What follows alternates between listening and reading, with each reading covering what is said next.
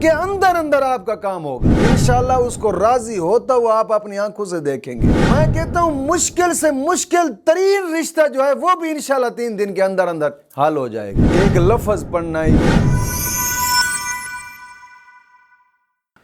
سلام ہو ان آنکھوں پر جو بیدار رہتی ہیں، سلام ہو ان آنکھوں پر جو بہتی رہتی ہیں، سلام ہو ان محرابوں پر جو روشن اور منور ہیں، سلام ہو قطرہ قطرہ بن کر گرنے والے آنسوؤں پر، سلام ہو سوختہ دلوں سے نکلنے والی آہوں پر۔ الہی ہمیں بھی ان لوگوں میں شامل فرما جن کے روزے اور نمازیں تو نے قبول فرمائی ہیں اور جن کی برائیوں کو تو نے نیکیوں سے بدل دیا اور اپنی رحمت سے جنت میں داخل فرمایا اور ان کے مراتب بلند فرمائے۔ آمین آمین آمین یا رب العالمین۔ الحمدللہ رب العالمین والصلاة والسلام علی سید الانبیاء والمرسلین، اما بعد فاعوذ باللہ من الشیطان الرجیم، بسم اللہ الرحمن الرحیم، اہدنا الصراط المستقیم، صدق اللہ مولانا العظیم۔ روحانی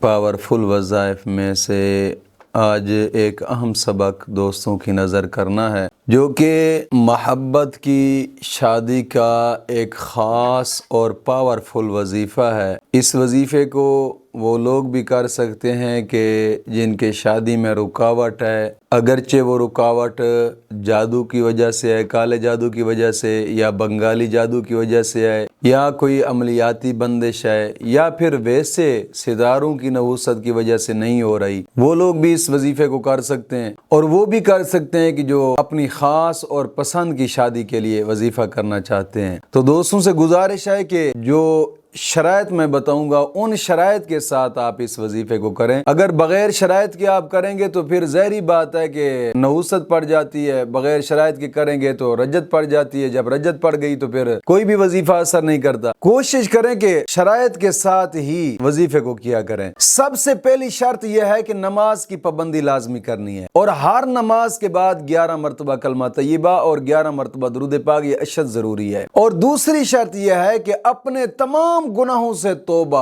اور آئندہ گناہ نہ کرنے کا ایک پختہ عزم کرنا۔ دوستو حدیث پاک میں آتا ہے التائب حبیب اللہ، توبہ کرنے والے کو اللہ اپنا دوست رکھتا ہے۔ کوشش فرمائے کہ رب کی بارگاہ میں توبہ نصوحہ مانگا کریں کہ مولا مجھے توبہ نصوحہ عطا فرما۔ توبہ ایک ایسی چیز ہے کہ توبہ کرنے سے انسان کی دل کی مرادیں پوری ہوتی ہیں، توبہ کرنے سے مشکلات حل ہوتی ہیں، توبہ کرنے سے دعائیں پوری ہوتی ہیں۔ کوشش کیا کریں یار، یہ زندگی 2-4 دن کی گزر جائے گی، کیوں نہ ہو کہ اس زندگی کو ہی دین کے راستے پر گزار کر چلا سکیں۔ تیسری شرط یہ ہے کہ روزانہ کی بنا پہ کم از کم 2 رکوع قرآن پاک کی تلاوت کے لازمی کریں، لازمی۔ پھر انشاءاللہ العزیز برکتیں ہی برکتیں ہوں گی، برکتیں ہی برکتیں ہوں گی انشاءاللہ۔ وظیفہ کرنے کا طریقہ کار یہ ہے کہ اس وظیفے کو کرنے کے لیے جگہ بھی ایک مقرر کرنی ہے، یہ 4تھی شرط ہے، اور وقت بھی ایک مقرر کرنا، یہ 5ویں شرط ہے، اور روزہ بھی رکھنا ہے، یہ 6ٹھی شرط ہے۔ ان 6 شرائط کے ساتھ آپ اس وظیفے کو کریں، انشاءاللہ میں گارنٹی سے کہتا ہوں 3 دن کے اندر اندر آپ کا کام ہوگا انشاءاللہ العزیز۔ جو